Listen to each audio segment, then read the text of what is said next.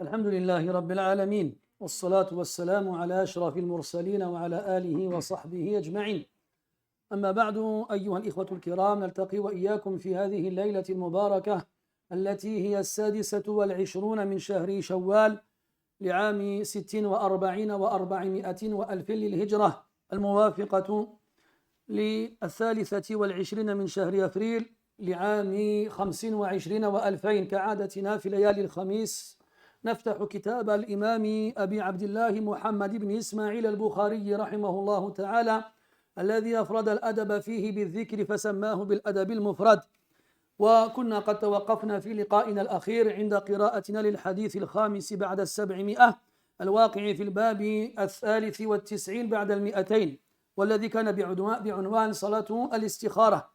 وبقي من هذا الباب حديث واحد نقرأه الليلة بإذن الله عز وجل، وإن وفقنا الله تبارك وتعالى أتبعنا بعده قراءة حديث الباب الذي يليه، سائلين الله تبارك وتعالى أن يمن علينا بالتوفيق والتسديد والإخلاص والصدق وقبول الأعمال، إنه ولي ذلك والقادر عليه.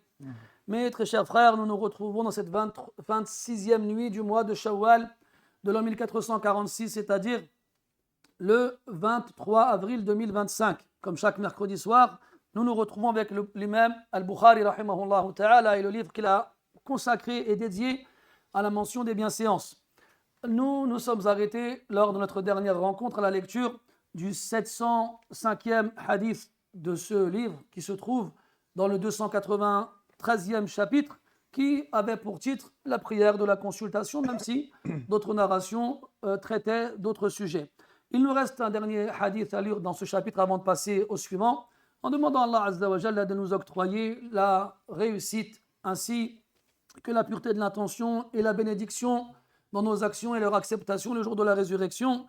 Et nous lui demandons de faire de cette lecture et de son étude et de ses narrations une cause pour son pardon et sa miséricorde. Innahu waliyu dhalika wal qadiru alayhi. Tafaddal mashkouran ma'jura. الحمد لله رب العالمين والصلاة والسلام على نبينا وعلى آله وصحبه أجمعين. اللهم اغفر لنا ولشيخنا ولوالدينا وللحاضرين ولجميع المسلمين. قال الإمام أبو عبد الله محمد بن إسماعيل البخاري رحمه الله تعالى: حدثنا يحيى بن سليمان قال حدثنا ابن وهب قال أخبرني عمرو عن يزيد بن أبي حبيب عن أبي الخير أنه سمع عبد الله بن عمرو رضي الله عنهما أنه قال: قال أبو بكر رضي الله عنه للنبي صلى الله عليه وسلم: علمني دعاء أدعو به في صلاتي. قال: قل اللهم إني ظلمت نفسي ظلما كثيرا ولا يغفر الذنوب إلا أنت فاغفر لي من عندك مغفرة إنك أنت الغفور الرحيم. أحسنت، بارك الله فيك. هذا الحديث يرويه المصنف رحمه الله بسنده، وفيه أمران جادران بالذكر. الأمر الأول وهو يزيد بن أبي حبيب، حيث يروي عن أبي الخير، وأبو الخير اسمه مرثد اليزيني، وكلاهما تبيعيان. ففي هذا السند رواية تبيعي عن تبيعي.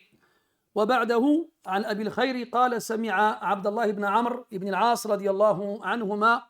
وفي رواية البخاري يرحمك الله، وفي رواية البخاري قال أبو بكر الصديق رضي الله عنه. وفي بعض روايات أخر للحديث نفسه صرح بالرواية عن أبي بكر رضي الله عنه، فقال أنه سمع عبد الله بن عمرو بن العاص يروي ذلك عن أبي بكر الصديق رضي الله عنهم أجمعين. فهذه رواية صحابي عن صحابي يرحمك الله.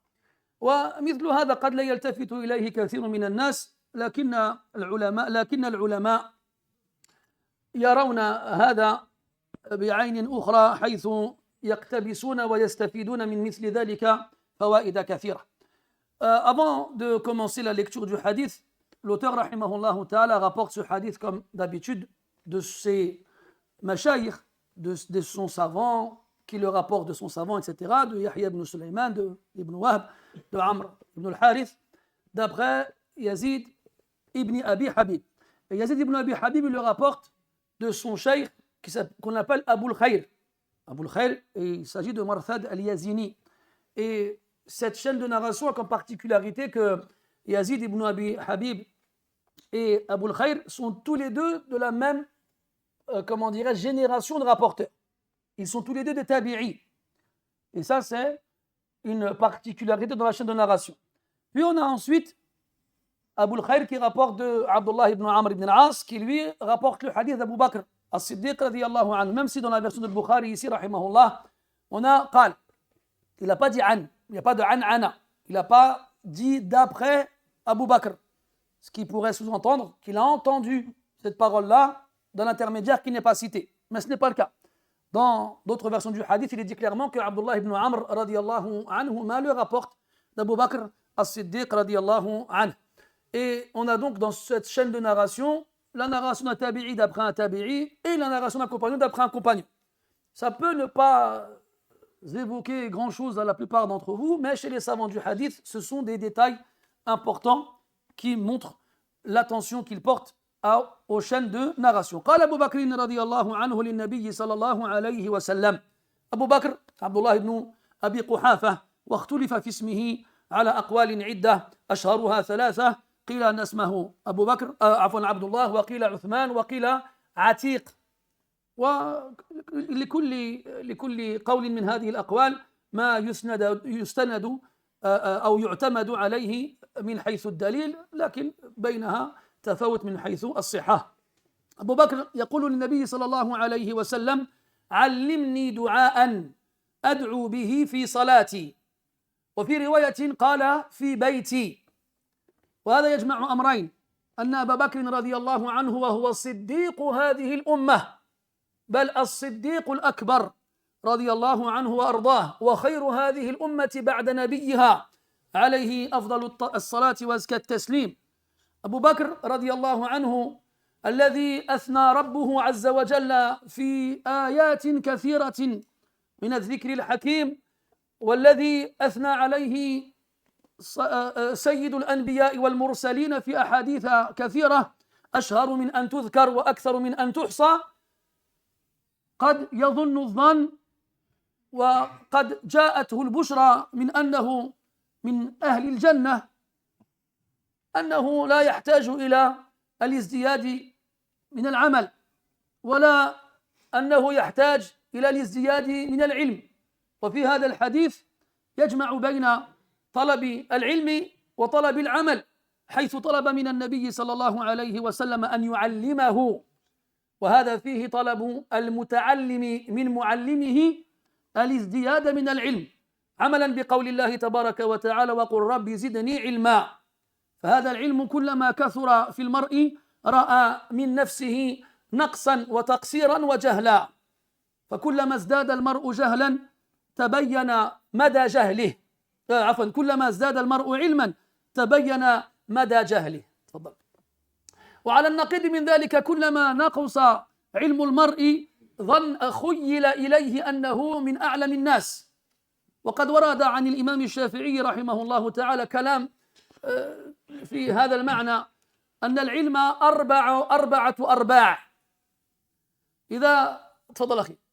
إذا تعلم المرء الربع الأول ظن أنه أعلم من كل أحد وإذا تعلم الربع الثاني تبين له أنه لم يزل في حاجة إلى العلم لكن لم يتبين له حقيقة هذا العلم الذي ليس عنده.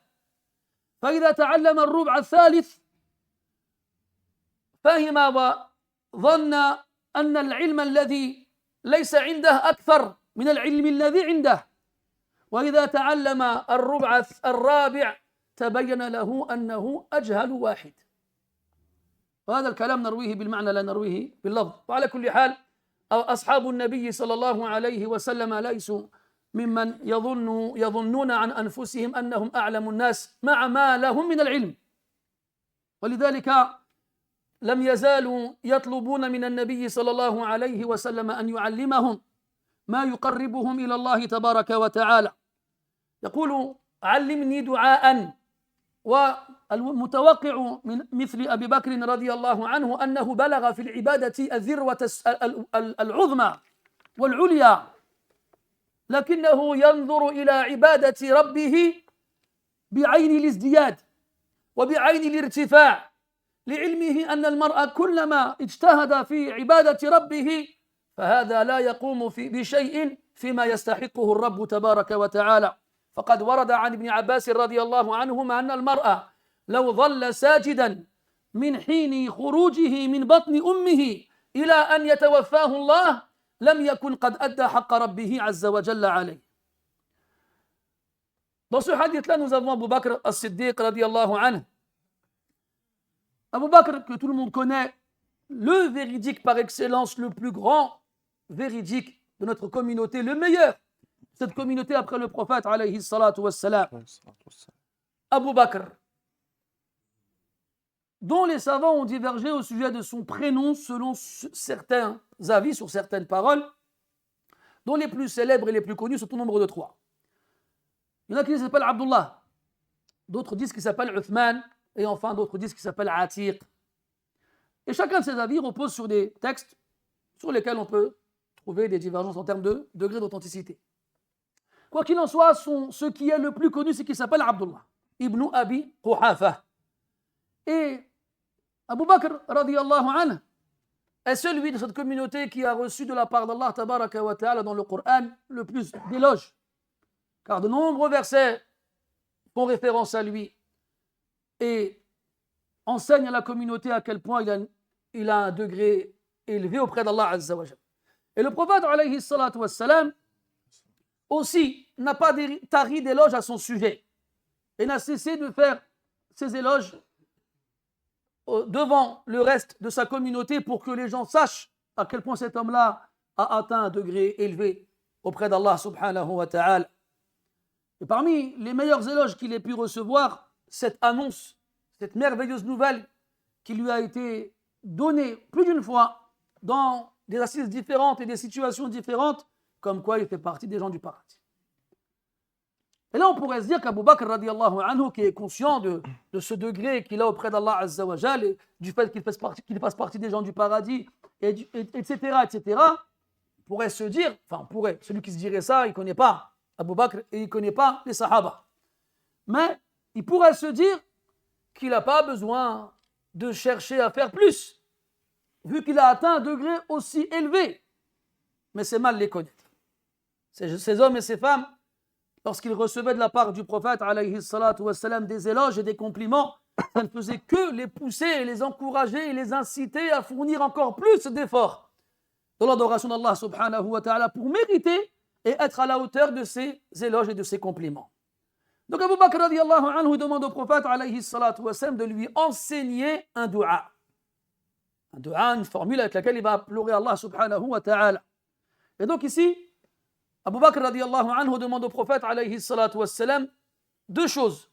Il lui demande de la science et donc un moyen d'en obtenir encore plus dans le but de réaliser et d'appliquer la parole d'Allah subhanahu wa ta'ala. Quand il ordonne au prophète alayhi salatu wassalam, il est où celui qui a tenu comme ça là? Quand il lui dit yarhamukallah. Il était puissant, il était vers là-bas. Là. J'ai presque ressenti le vent. J'ai des bêtises, après je me perds. Ce que je disais, toi qui me montres tes dents, masha'Allah, tes dents si blanches. Allez, Omar. Hein? Ouais, masha'Allah. C'était plus ou moins ça, mais on va l'accepter. Taïb. Aïwa. 2 choses. Aïwa. Barakallah. Il lui demande 2 choses. Ahsant. La première chose, c'est pour réaliser et appliquer la parole d'Allah tabaraka wa ta'ala. Baqur rabbi zidni ilma. Allah, il ordonne au prophète alayhi salatu de dire rajoute-moi de la science. Rajoute-moi de la science. Abu Bakr dit au prophète allimni. L'élève qui demande au professeur enseigne-moi, apprends-moi. Ne jamais se reposer sur ses lauriers. Ne jamais croire que ce qu'on a appris est suffisant. Al-ilmu bahrun muntahahu yab'udu laysa lahu haddun ilayhi yuqsadu wa laysa kull al-ilmi qad ahsaytahu ajal wa al-ushra wa law ahsaytahu أو جمعته ولو أحصيته ما أكثر العلم وما أوسعه من ذا الذي يقدر أن يجمعه. La science, mes frères, est un océan dont le rivage à l'horizon, on ne peut pas l'atteindre. Il est trop lointain. La science est tellement importante en quantité qu'on ne peut pas la quantifier. Même le 10e, tu ne peux pas le réunir et le regrouper. Qu'est-ce qu'elle est importante et qu'est-ce qu'elle est immense, cette science-là, qui est capable de la regrouper entièrement. Et cette science-là, plus on la demande, et plus on l'amasse et on l'accumule, et plus on se rend compte de notre ignorance. C'est pour ça que Al-Shafi'i disait, rahimahullah, la science est composée de 4 quarts. Lorsqu'on apprend le premier, on a l'impression de connaître plus que tout le monde. Et lorsqu'on apprend le second, on se rend compte qu'il y a encore des choses qu'on ignore. Et lorsqu'on apprend le troisième, on se rend compte que ce qu'on ignore est plus important que ce qu'on a appris. Et quand on apprend le quatrième, on se rend compte qu'on est les plus ignorants sur terre. Et il a été dit, Man kathura ilmuhu qalla i'tiraduh, wa man qalla ilmuhu kathura i'tiraduh. Celui qui a peu de science émettra beaucoup d'objections. Quand il verra une chose qu'il ne reconnaît pas, automatiquement dira c'est faux, parce qu'il ne sait pas que ça existe. Et à l'inverse, celui qui a beaucoup de science, eh bien, il n'émettra que peu d'objections. Al-Maqsoud, il ne faut jamais se contenter de ce qu'on a. Jamais se dire baraka aliya, ça suffit. Bien au contraire. Celui qui pense une telle chose n'a fait que prouver à lui-même qu'il est loin d'avoir appris quoi que ce soit. Et la seconde chose, c'est l'ibada, l'adoration. Qu'est-ce qu'il lui demande de lui apprendre? Un dua. Et le dua, comme on l'a vu, c'est une min ajal al-ibadat, parmi les adorations les plus grandioses. وَقَالَ رَبُّكُمُ ادْعُونِي أَسْتَجِبْ لَكُمْ. Et votre Seigneur a dit, implorez-moi, je vous répondrai. Appelez-moi, je vous répondrai. Et dans le hadith, ad-du'a huwa al-ibad. Wa fi lafz, mukhu al-ibada. Wa fi lafz, afdalu al-ibada. Le dua, c'est l'adoration. Et dans une version, c'est la moelle de l'adoration. Et dans une autre, c'est la meilleure des adorations. Al-Maqsoud, c'est qu'on demande, c'est qu'Abu Bakr ici, radiyallahu anhu, il demande au prophète, alayhi salatu wa salam, de lui apprendre un dua. Et on va voir que le dua que le prophète va lui apprendre est extraordinaire, malgré sa simplicité. Mais quand on le remet dans son contexte, on ne peut que être ébahi devant lui. Et là, on voit en fait qu'Abu Bakr, radiyallahu anhu, cet homme extraordinaire, exceptionnel, dont l'adoration est immortalisée dans les livres d'histoire et qui est enseignée aux musulmans génération après génération, eh bien, il ne se dit pas le degré d'adoration auquel je suis arrivé est suffisant. Non. Il regarde toujours l'adoration avec un regard d'amélioration, dans le but de toujours adorer plus et mieux. D'ailleurs, le prophète, alayhi salatu wa sallam, dans le hadith de Mu'adh, radiyallahu anhu, il lui a dit, Inni u'allimuka, ya Mu'adh, inni uhibbuk, fala tada'anna dubura kulli salatin an taqul, Allahumma a'inni ala dhikrika wa shukrika wa husni ibadatik. ويقول الله تبارك وتعالى لنبيه عليه الصلاة والسلام ومعه أمته واعبد ربك حتى يأتيك اليقين. Et le prophète a dit à Mu'adh radiyallahu anhu, ô Mu'adh, je t'aime, ne délaisse jamais à la fin de chaque prière le fait de dire, ô Allah, aide-moi à te mentionner et à te remercier et à t'adorer de la meilleure façon. Et Allah tabaraka wa ta'ala dans le Coran, il a dit au prophète alayhi salatu wa sallam, et avec lui, à toute sa communauté, et adore ton Seigneur jusqu'à ce que la certitude te parvienne. Yani le maut. C'est-à-dire jusqu'à ce que la mort te parvienne. Et mes frères, quel que soit le degré d'adoration qu'on puisse atteindre, ce sera toujours insuffisant par rapport à ce qu'Allah Ta'ala y mérite. Il a été rapporté d'après Abdullah ibn Abbas ou Abdullah ibn Omar, un des deux, radiyallahu anhum, que si l'un d'entre nous ne cessait de rester en prosternation du moment où il est sorti du ventre de sa mère jusqu'à sa mort, eh bien ce ne serait toujours pas suffisant vis-à-vis de ce qu'Allah Ta'ala il mérite. وجاء في الخبر أن الملائكة إذا رأت أهوال يوم القيامة خرت على وجوهها ساجدة وتقول سبحانك ربنا ما عبدناك حق عبادتك. Et il a été rapporté que les anges, le jour de la résurrection, lorsqu'ils assisteront aux affres terribles du jour de la résurrection, ils se prosterneront et se jetteront sur leur visage en disant que tu sois sanctifié, ô notre Seigneur, nous ne t'avons pas adoré tel que tu le mérites, vraiment. Et donc, il ne faut jamais se reposer sur ses lauriers, se dire alhamdulillah, j'ai fait mes 5 prières, bon, pas forcément à l'heure, pas forcément à la mosquée, mais alhamdulillah, il y a des gens qui ne font même pas la prière. لأنه ينظر دائما فيما يتعلق بالعبادات إلى من هو أسفل منه وينظر فيما يتعلق بالكماليات والمباحات إلى من هو أعلى منه فيحسد غيره في الدنيا ولا يلتفت إلى من هو أفضل منه في الآخرة أو في أعمال الآخرة. Parce qu'on a cette mauvaise habitude, nous, de se comparer aux autres qui nous sont inférieurs dans tout ce qui touche aux actions de l'au-delà, les adorations. Donc on se dit, bon, ça va, je ne suis pas le pire. Il y en a, il ne faut même pas ce que je fais. Mais dans tout ce qui touche aux choses mondaines qui nous sont tolérées ici-bas, on regarde ceux qui sont au-dessus de nous. Alors on les envie, on les jalouse, et pire que ça, on ne remercie pas Allah pour les bienfaits dont il nous a fait part, et on se contente du minimum au niveau des adorations. Et c'est l'inverse qu'il faut faire. Regardez, fit dunya, ceux qui sont en dessous de nous.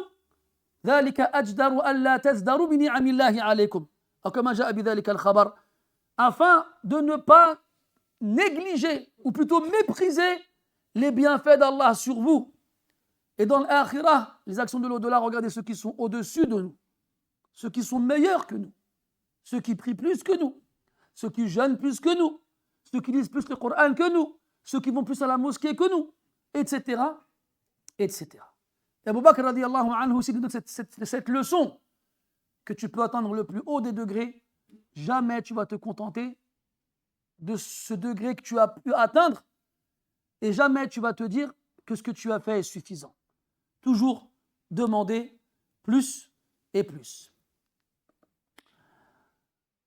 فقال أدعو به في صلاتي وفي رواية في بيتي أما في صلاتي فاختلف في المحل الذي يدعو الإنسان فيه بهذا الدعاء فقيل في السجود للحديث المعروف المشهور أقرب ما يكون العبد من ربه وهو ساجد وقيل بين التشهد والتسليم للحديث الآخر حيث سئل النبي صلى الله عليه وسلم عن أي الدعاء أسمع فذكر 3 مواطن منها عند الفراغ من الصلاة ولو قاله الإنسان في هذا الموطن أو في الآخر فهو حسن والأمر فيه واسع. وفي الرواية الأخرى التي يقول فيها في بيتي إشارة إلى استحباب الصلاة في البيت لقوله عليه الصلاة والسلام لا تجعلوا بيوتكم مقابر وكذلك لأن الصلاة في البيت بعيدا عن أعين الناس أحفظ وأدعى للإخلاص وأبعد للرياء حتى يكون للمرء خبيئة من عمل صالح لا يطلع عليها إلا رب العالمين سبحانه وتعالى. Il a dit alayhi ridwanullah, ce dua qu'il demande au prophète de lui enseigner alayhi salatu wassalam, il veut le dire dans sa prière, fi salati. Et on regarde dans la prière et on voit qu'à chaque partie de la prière, il y a des choses à dire particulières. Quant à la place réservée dans la prière au dua, on en a 2. Soit dans la prosternation, soit à la fin de la prière avant la salutation. Et il n'a pas été rapporté précisément à quel moment ce dua va être dit. C'est pour ça que les savants ont préconisé ces 2 passages de la prière. Conformément au hadith connu par rapport à la prosternation, dans lequel le prophète dit alayhi salatu wassalam que le moment où l'esclave est le plus proche de son Seigneur, c'est lorsqu'il est en prosternation. فَأَكْثِرُوا فِيهِ مِنَ الدُّعَاء. Alors multipliez dans cette prosternation-là les du'as. Et l'autre hadith dans lequel on a interrogé le prophète alayhi salatu wassalam sur le moment de la prière où le dua est le plus entendu, et il a répondu 3 choses, et notamment avant la fin de la prière. Après quand on dit plutôt à la fin de la prière, fi duburi as-salah, après ils ont divergé, est-ce que c'est entre le tashahhud et le salam, ou ce qu'elle fait après salam, al-amr fihi wasi'. Tout ça, c'est large. Mais comme il a dit fi salati, c'est forcément avant la fin de la prière. Donc, soit on le fait dans ce sujoud, dans la prosternation, soit on le fait à la fin de la prière avant de la clôturer avec les salutations. Dans une version du hadith, il a dit fi bayti, chez moi. Donc, il a demandé à ce que ce dua, il le dise dans sa prière chez lui. Et on comprend ici, encore une fois, deux choses. La première, la recommandation de faire les prières surérogatoires à la maison. Car le prophète, alayhi salatu wassalam, il a dit, ne faites pas de vos maisons des cimetières, des tombeaux. Et la raison pour laquelle il a lié l'absence de prière surérogatoire au cimetière est le fait qu'il n'est pas permis d'y prier dans le cimetière. Donc n'abandonnez pas la prière dans vos maisons, priez chez vous. Et aussi il nous a dit, alayhi salatu wassalam, que comme la prière en groupe est multipliée, soit par 25 ou 27 degrés, eh bien la prière à la maison, kadalika, elle est multipliée et meilleure que celle que l'on fait ailleurs. Aussi, la seconde chose, en rapport avec le fait de prier à la maison, c'est d'être seul, à l'abri des regards, ce qui permet de préserver la prière et de faire en sorte qu'on ait l'intention la plus pure et qu'on ne recherche pas à travers cela les compliments des gens. Et donc, c'est ce qui va nous éloigner de l'ostentation le plus possible. جاء رجل إلى حذيفة بن اليمان رضي الله عنه فقال له يا حذيفة هل أنا من المنافقين؟ فقال له حذيفة رضي الله عنه أتصلي إذا خلوت؟ قال نعم. فقال لست منهم أو كما قال. Il y a un homme qui est venu voir Hudayfa radiallahu anhu qui l'a interrogé, comme le faisaient la plupart des gens. Il lui a demandé est-ce qu'il faisait partie des hypocrites. Hudayfa lui a posé une question simple. Il lui a demandé est-ce que tu pries quand tu es seul? Il a répondu oui. Il a dit tu n'es pas parmi les hypocrites. لأن المنافقين كما أخبر الله تعالى عنهم في القرآن يراؤون الناس. Car les hypocrites, comme Allah l'a évoqué dans le Coran, ils font ça pour que les gens les voient. Donc s'il n'y a pas de gens pour les voir, ils ne prient pas. ولذلك كانت أثقل الصلوات عليهم الفجر والعشاء لخلوهما من الأضواء في ذلك الزمان. أما اليوم فلعلهما من أكثر الصلوات حضورا من قبل المنافقين. لماذا؟ لأن الناس من عادتهم أنهم يثنون على من يحضر هاتين الصلاتين. ومن المعلوم أن المنافق يسعى جاهدا وراء ثناء الناس، فإذا وجد موطنا يجد فيه ثناء الناس تجده فيه من الأولين. Et c'est pour cela que les prières les plus lourdes pour les hypocrites sont celles du matin, de l'Fajr et de l'Isha. Pourquoi? Parce qu'avant il n'y avait pas de lumière, comme aujourd'hui. Avant il n'y avait pas de lumière. Dans des hadiths, les Sahaba ils disaient on finissait la prière de l'Fajr, on regardait à droite, à gauche, on n'arrivait même pas à voir qui était à côté de nous. Le munafiq, il va se réveiller la nuit pour que personne ne le voie. C'est dur pour lui. Lui, il veut qu'on le voie. Il veut qu'on dise, oh, on a vu Foulan. Mais là, personne ne le voit. Et pourtant, c'était les prières les plus lourdes pour eux, pour cette raison-là. Mais aujourd'hui, mes frères, regardez, machallah, cette lumière-là.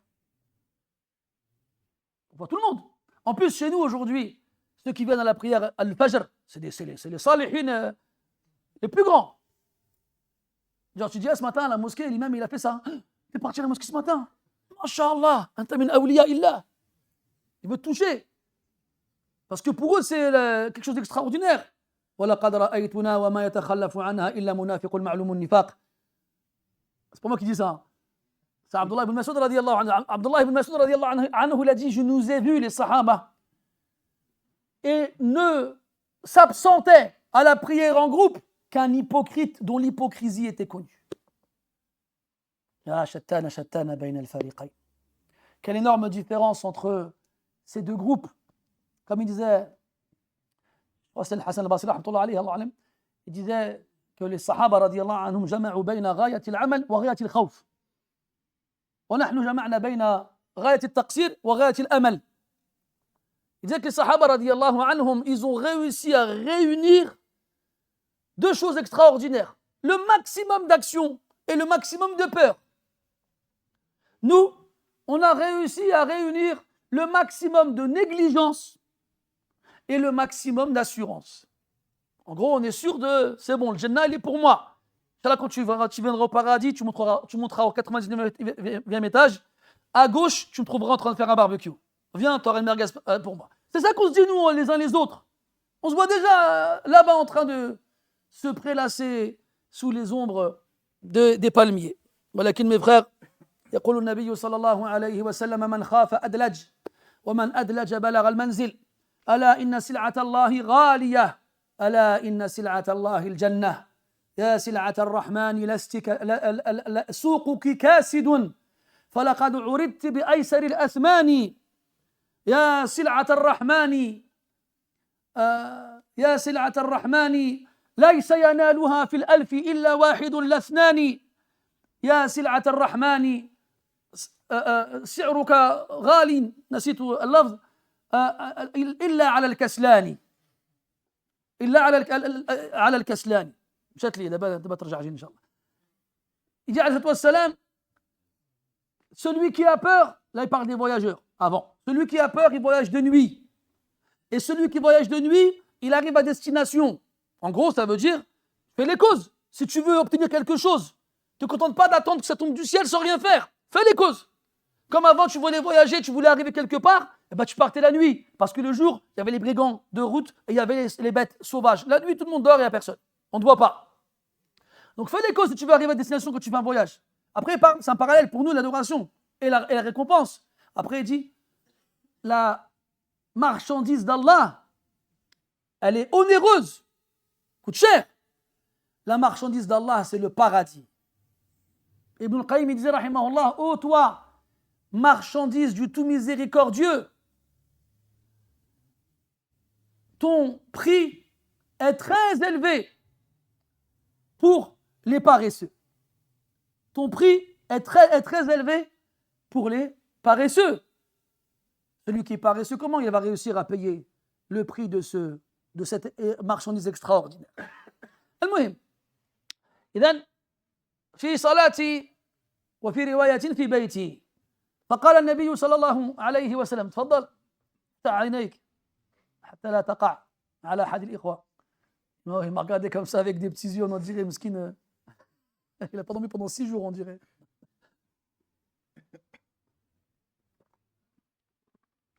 فقال النبي صلى الله عليه وسلم قل اللهم إني ظلمت نفسي. هذه عجيبة والتي بعدها أعجب. ظلما كثيرا وفي رواية كبيرة. سبحان الله. النبي صلى الله عليه وسلم يعلم هذا الرجل السائل ويعرفه معرفة تامة فكان صاحبه قبل أن يوحى إليه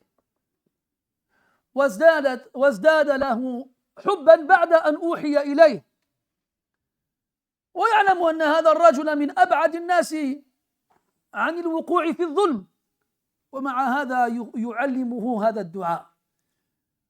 لم يقل له اللهم جعلتني صديقا فوفقني على أن أموت على ذلك، لا، اللهم جعلتني من أول من آمن بنبيك فاجعلني من أول من يدخل الجنة بعده، لا، أو اللهم إنك أوحيت إلى نبيك آيات في حقي فاجعل، لا، ليس لا شيء من هذا القبيل. اللهم إني ظلمت نفسي لتعلم أن التقصير لا بد منه ولو كنت من الصديقين، لا بد. طبعا التقصير يختلف من شخص إلى آخر، فمن الناس تقصيرهم في أداء الواجبات أو في الوقوع في المحرمات، لكن تقصير الصديقين المقربين هو أن ألا يزيدوا اجتهادا في عباداتهم لربهم أو أو أنهم توسعوا في بعض المباحات أو أنهم أعرضوا عن ذكر الله تبارك وتعالى في بعض الأوقات، هذا هو التقصير فيهم. فشتان بين تقصير المقربين وتقصير الآخرين لكن لا بد منه عند الجميع. Regardez ce que le prophète alayhi salatu wassalam lui enseigne comme parole. Le prophète il parle à Abu Bakr, il le connaît mieux que personne. Abu Bakr radiallahu anhu était son ami avant qu'il ne reçoive la révélation. Et après qu'il ait reçu la révélation, il est devenu son compagnon. Et il ne l'a jamais quitté. Jamais Abu Bakr radiallahu anhu n'a quitté le prophète alayhi salatu wassalam. Il est resté le dernier lorsque le prophète alayhi salatu wassalam a ordonné aux sahaba qui étaient à la Mecque de partir à Médine. Il espérait de tout son cœur qu'Allah lui permette d'accompagner le prophète pour ce voyage. Alayhi salatu wassalam. Et le jour où le prophète il a reçu l'autorisation de la part d'Allah Ta'ala pour partir, il est parti le voir. Tu vois, Abu Bakr, il lui a dit Allah il m'a permis de partir. Abu Bakr lui dit Ya Rasulallah, as-suhba. Ya Rasulallah, est-ce que je t'accompagne? Il lui a dit Ajal. Fabaka farahan. Il a dit bien sûr. Abu Bakr il a pleuré de joie. Aïcha radiallahu anha a rapporté le hadith, elle a dit je ne savais pas qu'un homme il pouvait pleurer de joie avant ce jour-là. Elle pensait que c'était une chose qui était propre aux femmes. Donc Rasoul il connaît Abu Bakr radiallahu anha. Il sait comment il est. Il sait que c'est de ses compagnons celui qui est le plus loin des péchés. Il sait que c'est des compagnons celui qui a la foi la plus importante. Donc il aurait pu lui dire, dis, oh Allah, tu as fait de moi le premier à avoir cru en ton prophète. Alors fais de moi le premier de ceux qui entreront au paradis après lui. Mais il n'a pas dit ça.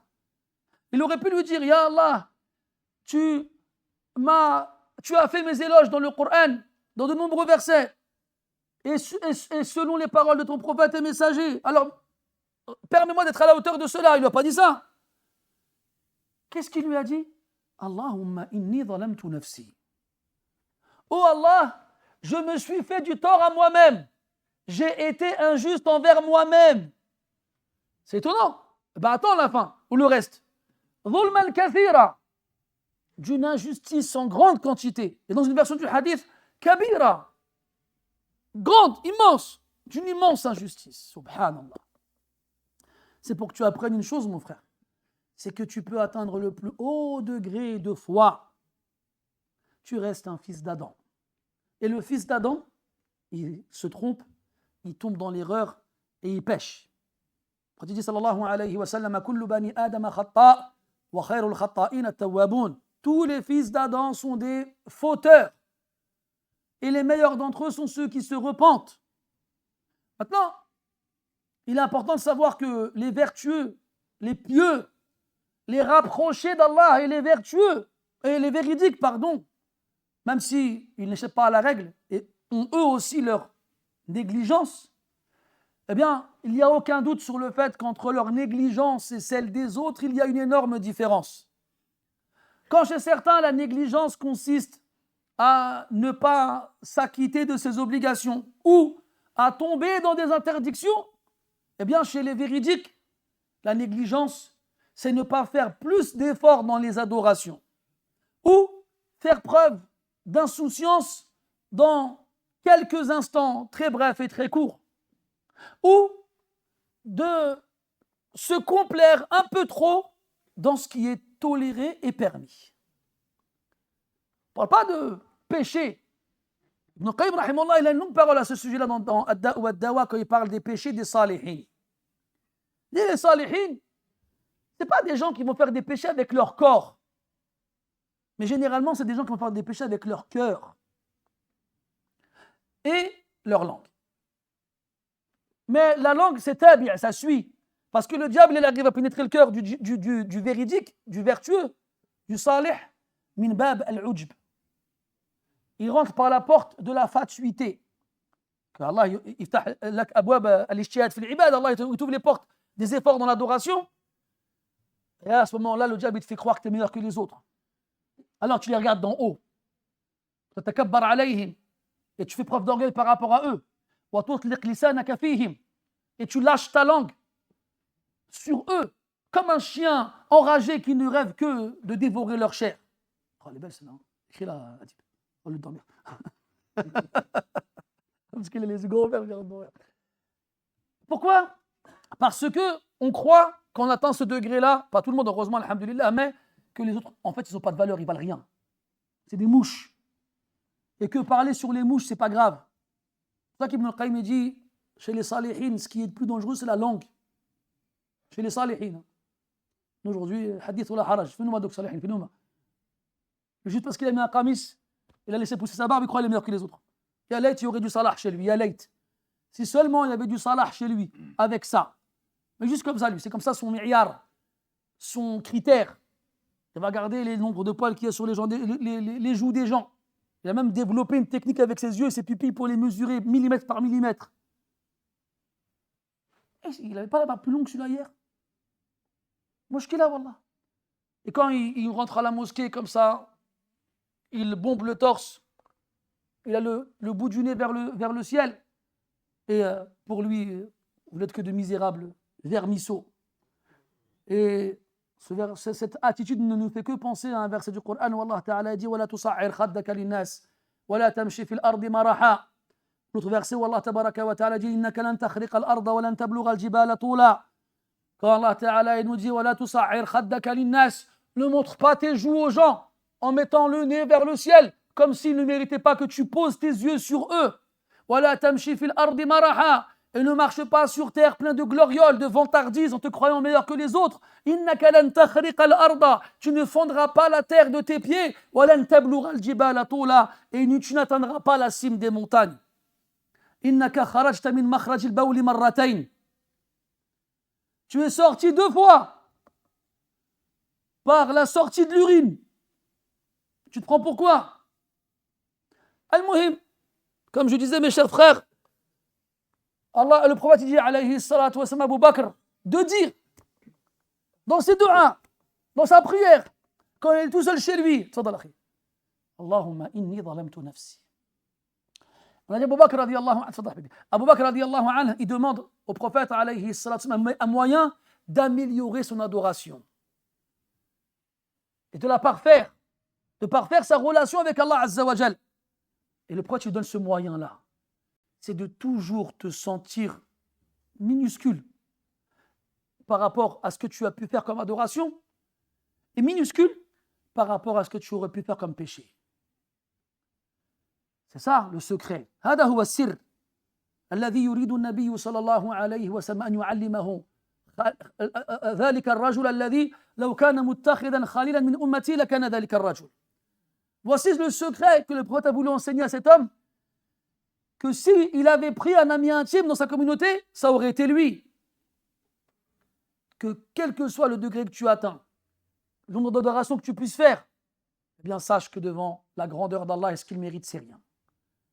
Et que quel que soit le petit faux pas que tu pourrais faire de travers, eh bien peut-être qu'auprès d'Allah c'est immense. Vous pensez que c'est insignifiant alors qu'auprès d'Allah Ta'ala c'est immense, c'est gravissime. Comme il dit Ibn Mubarak rahmatullah alayhi, la tanzur ila sigari dhanb walakin inzur ila azamati man asayt. Ne regarde pas la petitesse du péché que tu as accompli, mais regarde la grandeur de celui à qui tu as désobéi. Idhan, Allahumma inni zalamtu nafsi. Tu demandes à Allah tu dis à Allah, je me suis fait du tort à moi-même. J'ai été injuste envers moi-même. وهذا فيه اعتراف بالتقصير واعتراف بالخطأ واعتراف بالذنب.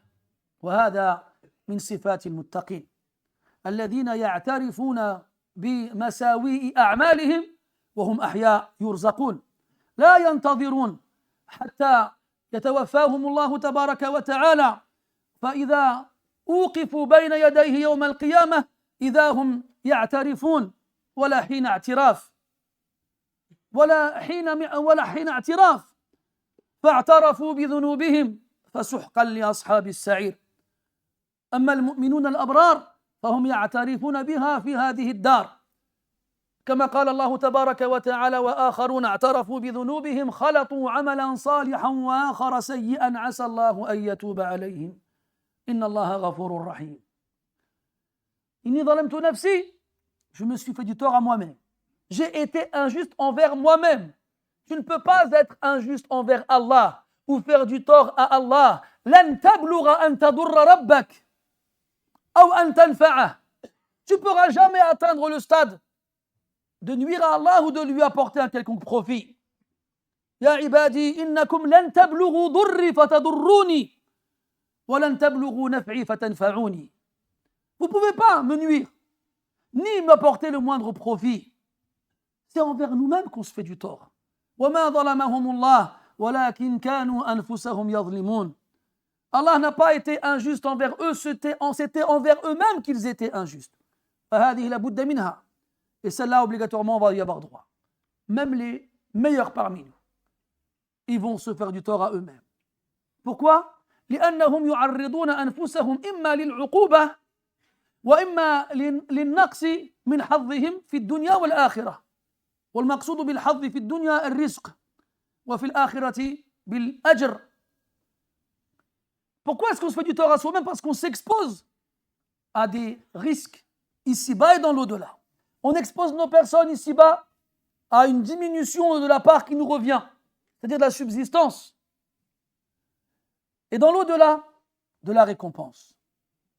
C'est nous qui nous faisons du tort. Mais même le pieux et le vertueux, il se fait du tort.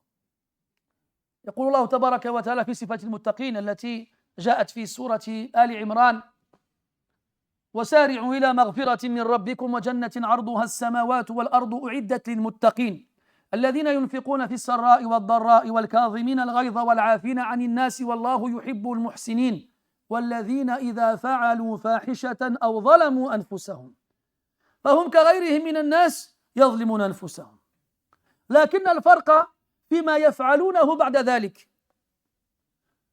ذكروا الله، ذكروا عظمة ربهم سبحانه وتعالى، وذكروا غضبه، وذكروا عقابه، وذكروا أليم عذابه، فخافوا وأنابوا وتابوا واستغفروا لذنوبهم لعلمهم أن الله تبارك وتعالى يغفر الذنوب جميعا وأن الذنب مهما عظم فلا يساوي بجناب رحمة الله ومغفرته مثقال حبة خردل.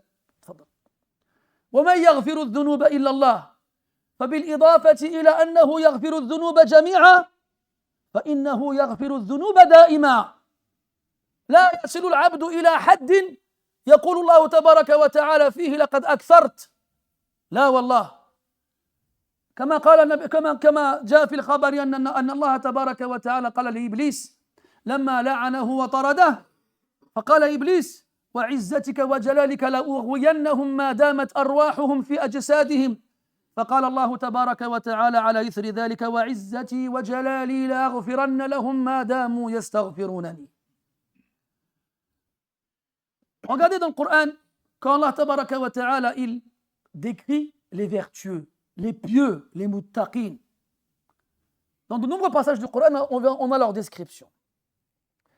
Et parmi ces descriptions-là, celle qu'il y a dans Ali Imran. Et dans Ali Imran, Allah Ta'ala il dit précipitez-vous, faites la course, arrivez les plus rapidement vers un pardon de votre Seigneur et des jardins, ou un jardin dont la largeur est telle que celle des cieux et de la terre, qui ont été préparés pour les pieux, ceux qui dépensent leurs biens dans l'aisance et la difficulté, et ceux qui retiennent leur colère lorsqu'elle atteint le plus haut point, et ceux qui pardonnent aux gens, et Allah aime les bienfaisants, ainsi que ceux qui, lorsqu'ils accomplissent une turpitude, fahisha, ou se font du tort à eux-mêmes. Elle est là. Il est là le point auquel on fait référence. Ils se font du tort à eux-mêmes, comme nous, comme n'importe qui. La différence, elle est où entre nous et eux? Ça, c'est le point commun. La différence, elle est dans les actions qui vont suivre cette injustice qu'ils se sont fait à eux-mêmes. Car le reste des gens, lorsqu'ils se font du tort à eux-mêmes, soit ils continuent leur chemin comme si de rien n'était, soit ils font un repentir verbal avec le bout de la langue, sans rien dans le cœur. Mais eux, le premier réflexe qu'ils ont, c'est de se rappeler Allah Azza wa Jalla. Zakarullah. Ils se rappellent Allah, sa grandeur, sa colère, son châtiment. Alors ils ont peur. Cette peur-là fait naître chez eux un repentir sincère et un retour véridique auprès de leur Seigneur. Et ils implorent alors son pardon. Zakarullah fastaghfaru li dhunubihim. Puis après Allah Ta'ala dit wa man yaghfiru dhunuba illa Allah. Et qui d'autre qu'Allah pardonne les péchés? Ce verset, la plupart des gens le comprennent comme étant le fait qu'Allah Ta'ala pardonne tous les péchés. Et c'est vrai. Allah dit dans le Coran inna Allah yaghfiru dhunuba jami'a. Mais il contient une autre subtilité qui échappe à la plupart des gens. C'est que Allah, de par son attribut parfait qui est le pardon, n'a pas une limite après laquelle il ne te pardonne plus. Quel que soit le nombre de péchés, toujours Allah, il te pardonne si tu lui demandes de te pardonner. ومن أسمائه الغفار. Et parmi ses noms, Al-Ghaffar, celui qui pardonne beaucoup, beaucoup dans l'action de pardonner et beaucoup dans ce qui est pardonné. Il n'y a pas un moment où il te dira stop, c'est trop, comme nous. Regarde les gens, ils sont comme ça les gens. Il y a un proverbe français qui dit tu peux mentir une fois à 1000 personnes, mais tu ne peux pas mentir 1000 fois à une personne. Pas trompé, ça va? Eh bien, c'est à peu près la même chose avec le fait de faire du mal aux autres. Tu peux faire du mal une fois à 1000 personnes, mais rares sont les gens qui pourront faire 1000 fois du mal à une seule personne. Ça va te pardonner une fois, 2 fois, 3 fois. Ça va dire c'est trop. T'abuses. Tu te moques de moi. Tu me prends pour qui? Il ne te pardonnera plus au bout d'un moment. Quand bien même il est le plus généreux et le plus indulgent. Allah Azza wa Jal, non. Il n'y a pas un moment où il va te dire stop, là tu as été trop loin, tu en as trop fait. Allah Ta'ala il pardonne. Wa inni la ghaffarun liman taba wa amana wa amila salihan thumma ihtada. Toujours, subhanahu wa ta'ala. Il a été rapporté qu'Iblis, après avoir été maudit du royaume céleste et banni, il a dit par ta gloire et ta puissance, je ne cesserai de les égarer tant que leurs âmes seront entre leurs côtes. Alors Allah il lui a répondu par ma gloire et ma puissance, je ne cesserai de leur pardonner tant qu'ils imploreront mon pardon. Tant qu'ils imploreront mon pardon. Et then, dans cette parole-là, inni zalamtu nafsi, je me suis fait du tort à moi-même. Eh bien, tu es en train de reconnaître que tu as fauté, que tu as glissé, que tu as désobéi, ou que tu t'es éloigné, ou que tu as mis quelque chose devant ce que tu aurais dû mettre pour Allah subhanahu wa ta'ala, etc., etc., etc. Et sachez mes frères, que le fait de reconnaître ses torts, tout le monde, un jour ou l'autre, le fera. Mais il y en a qui le font au bon moment, et alors ça leur est profitable. Et d'autres qui le font trop tard, et alors ça ne leur servira plus à rien. Les croyants sincères et véridiques ici-bas n'attendent pas qu'il soit trop tard pour reconnaître leurs torts. Et ils le disent dans leur dua, et ils s'en servent pour qu'Allah Ta'ala leur pardonne. Comme Allah dit dans le Coran, et d'autres ont reconnu leurs péchés.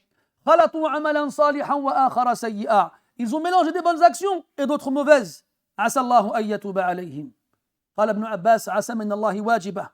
Asa en arabe, c'est un verbe qui indique l'approximation. Peut-être qu'Allah va leur pardonner, mais Allah ne parle pas avec approximation. C'est une certitude, comme il dit Abdullah ibn Abbas. Allah, il va leur pardonner. Allah, il va accepter leur repentir. Allah, il va leur permettre de se repentir. Ça, c'est ici-bas, avant qu'il ne soit trop tard. Dans l'au-delà, les gens en enfer reconnaîtront leur tort. Comme Allah dit dans le Coran, فَاعْتَرَفُوا بِذُنُوبِهِمْ. Notre verset, رَبَّنَا أَمَتَّنَا اثْنَتَيْنِ وَأَحْيَيْتَنَا اثْنَتَيْنِ فَاعْتَرَفْنَا بِذُنُوبِنَا فَهَلْ إِلَى خُرُوجٍ مِّن سَبِيلٍ. Ils seront en enfer, ils diront, notre Seigneur, tu nous as fait mourir 2 fois et vivre 2 fois. Nous reconnaissons aujourd'hui nos torts. Est-ce qu'il y a moyen de sortir de l'enfer? Et dans l'autre verset, فَاعْتَرَفُوا بِذُنُوبِهِمْ. Dans le verset qui précède, وَقَالُوا لَوْ كُنَّا نَسْمَعُ أَوْ نَعْقِلُ مَا كُنَّا فِي أَصْحَابِ السَّعِيرِ. Ils disent, les gens de l'enfer, si seulement nous avions écouté ou raisonné, nous n'aurions pas fait partie des gens de la fournaise. فَاعْتَرَفُوا بِذُنُوبِهِمْ. Ils reconnaîtront alors leur tort. فَسُحْقًا لِأَصْحَابِ السَّعِيرِ. Que soient éloignés les gens de la fournaise. Mais quand tu dis fi dunya, inni zalamtu nafsi, i'taraftu bi dhunubi, Allah Ta'ala dit marhaba. Quand ici-bas tu dis ça, avec un cœur sincère et une envie d'arrêter tes péchés et d'aller vers Allah Azza wa Jal, Allah il te dit bienvenue, viens, marhaba. Il t'accueille. Inni zalamtu nafsi zulman kathira, zulman kabira, ala ihda الروايتين. نعود إلى أول الدعاء. تفضل أخي. هذا فيه أن النبي صلى الله عليه وسلم أرشده إلى طلب شيء يتعلق بالآخرة، ولم يرشده إلى شيء يتعلق بأمور الدنيا من مال ونساء ومنصب وأولاد وما أشبه ذلك، لأن هذا كله زائل وفان. أما الأهم والأنفع والأعظم في حقك ما يتعلق بالآخرة. حتى ذهب أصحاب الإمام أحمد رحمه الله تعالى إلى عدم جواز طلب الدنيا في الصلاة الفريضة، لأن الصلاة عبادة يطلب بها الآخرة. Et on remarque aussi de ce hadith-là, dans le dua que le prophète il donne au prophète Abu Bakr radiyallahu anhu, qu'il le dirige vers le fait de demander des choses en rapport avec l'au-delà et pas en rapport avec ce bas monde. Il ne lui a pas dit demande à Allah plus d'argent ou plus de terre ou plus de biens ou plus d'enfants ou une meilleure place dans la société, etc., etc. Non, il lui a demandé une chose en rapport avec l'au-delà, mes frères, car c'est ça le plus important, c'est ça qui compte, c'est ça qui reste. Le reste qui part, le reste finit par disparaître, le reste ne le porte pas avec toi dans la tombe. Souviens-toi de ce que dira celui qui recevra son livre dans sa main gauche. Ma ghna anni maliya, halaka anni sultaniya. Ma fortune ne m'a rien apporté, mon pouvoir m'a abandonné. Ce qui reste, c'est l'iman ou l'amal salih. C'est tout ce qu'on emmènera avec nous dans l'au-delà. Rien d'autre. À un point où certains savants, notamment ceux qui, de l'école de l'imam Ahmad rahimahullah ta'ala, ont vu l'interdiction de demander à Allah une chose en rapport avec ce bas monde dans la prière obligatoire. C'est interdit, tu n'as pas le droit. La prière n'est pas censée servir à demander à Allah des choses mondaines. Je précise la prière obligatoire. Amma an-nafila falaka an tatluba fiha ma tasha. Amma la prière surérogatoire, tu peux demander dedans ce que tu veux. Al-muhim, قال إني ظلمت نفسي ظلما أكد الفعل بمصدره ونعته بنعتين، إما نعت الكثرة وإما نعت الحجم. Regardez, même dans la composition de la phrase sur le plan grammatical, il a confirmé le verbe avec son propre substantif. Il a dit, oh Allah, je me suis fait du tort envers moi-même ou bien j'ai été injuste envers moi d'une injustice grande et nombreuse. Grande et nombreuse. Tout ça pour confirmer et appuyer la chose. Ce n'est pas quelque chose que je prends à la légère. C'est quelque chose qui pèse lourd dans mon cœur. Inni zalamtu nafsi ظلما كثيرا ولا يغفر الذنوب إلا أنت. هذا تحدثنا عنه. ولا يغفر الذنوب إلا أنت. وفيه الثناء على المستغفرين، وقد جاء في القرآن ذلك في قوله تبارك وتعالى الصابرين والصادقين والقانتين والمستغفرين بالأسحار، وفي قوله تبارك وتعالى كانوا قليلا من الليل ما يهجعون وبالأسحار هم يستغفرون إلى غير ذلك من الآيات. Donc, il dit Allahumma inni zalamtu nafsi zulman kathira wa la yaghfiru dhunuba illa ant. Et ne pardonne les péchés que toi. On a parlé de ça dans le verset de Ali Imran tout à l'heure. Il y a aussi dans cela une allusion au fait que ceux qui demandent pardon sont parmi les meilleurs. Comme on l'a dit tout à l'heure, tous ont fait des péchés, mais les meilleurs de ceux qui font des péchés, c'est-à-dire tout le monde, sont ceux qui demandent pardon à Allah tabaraka wa ta'ala. Et dans le Coran, Allah il a fait les éloges de ceux qui demandent pardon, notamment à la fin de la nuit, avant le lever de l'aube, fi sahar. فاغفر لي من عندك مغفرة. وفي رواية المصنف رحمه الله في صحيحه، لأنه يروي هذا الحديث في صحيحه، في عدة مواطن قال فاغفر لي مغفرة من عندك فيه تقديم وتأخير وجاءت كلمة المغفرة منكرة للتعظيم اغفر لي مغفرة عظيمة وهذا من معاني التنكير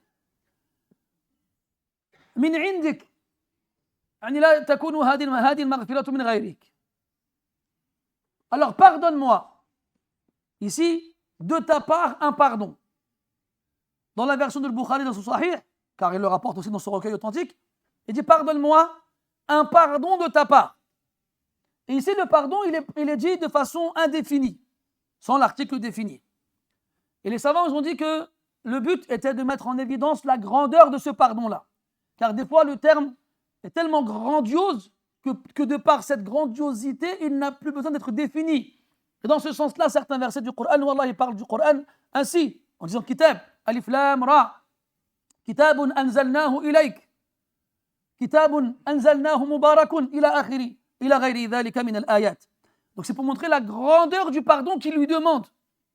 Min indik, qui vient de toi, de personne d'autre. Parce qu'un pardon aussi immense ne peut venir que de toi. Et toi, quand tu fais des péchés, tu vas pas penser à demander pardon à autre qu'Allah Azza wa Jal. Car c'est seulement son pardon à lui qui compte. Puis après, il a dit Innaka anta al-ghafurur rahim. Wa fi riwayati al-musannifi fi sahihihi qal warhamni. Warhamni.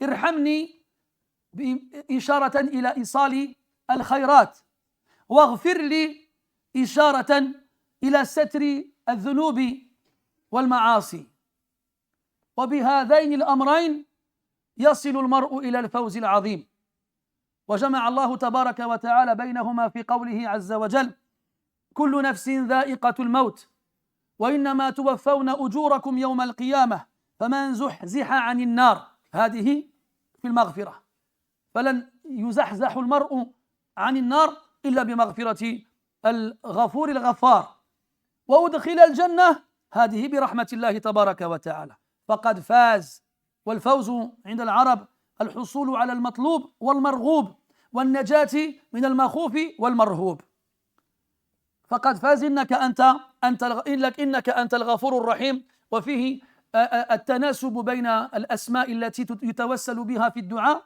وفحوى الطلب. Puis il finit en disant pardonne-moi d'un pardon de ta part et dans une version du hadith chez le Bukhari lui-même warhamni et fais-moi miséricorde. Dans le pardon tu es préservé du mal de tes péchés et dans la miséricorde tu obtiens la récompense souhaitée et c'est seulement avec ces deux choses-là que tu atteins al-fawz, la victoire. Et Allah il a réuni ces deux choses-là dans un verset de Ali Imran où il dit subhanahu wa ta'ala kullu nafsin dha'iqatul maut, toute âme va coûter à la mort. وإنما توفون أجوركم يوم القيامة et vous n'allez être pleinement rétribué pour vos actions que le jour de la résurrection. فمن زحزح عن النار, quiconque sera sauvé de l'enfer. Et c'est dans ça qu'il y a le pardon. Parce qu'on ne peut pas être sauvé de l'enfer sans le pardon d'Allah subhanahu wa ta'ala. Et rentrer au paradis, et ça c'est par le but de la miséricorde, parce que personne ne rentre au paradis si ce n'est pas la miséricorde d'Allah subhanahu wa ta'ala. فقد فاز, il a certes atteint et obtenu la victoire absolue. Et la victoire chez les Arabes consiste à obtenir ce qu'on convoite et être préservé de ce qu'on craint. Et c'est ce qui est réuni dans ce verset et dans ce dua. Et puis il finit en disant Innaka anta al-ghafurur rahim, car certes tu es le pardonneur et le miséricordieux. Et là on voit le lien entre les noms d'Allah avec lesquels on va se rapprocher de lui à travers la demande et la demande elle-même. Quand tu demandes à Allah Ta'ala à travers ses noms, Alillahi al-asma'ul husna fad'uhu biha, implorez-le et demandez-lui par ces noms-là, eh bien, fais en sorte que les noms que tu vas choisir soient en rapport avec la demande que tu exprimes. Wallahu a'lam. ونسأل الله تبارك وتعالى بأسمائه الحسنى وصفاته العلى أن يغفر لنا جميع الذنوب. اللهم اجعل جميع الحاضرين في هذه الليلة المباركة ممن غفرت له ذنوبه كله وممن زحزحته عن النار وممن أدخلته الجنة مع أهله يا أرحم الراحمين. اللهم صل وسلم وبارك على عبدك ورسولك محمد وعلى آله وصحبه والحمد لله رب العالمين وبارك الله فيكم.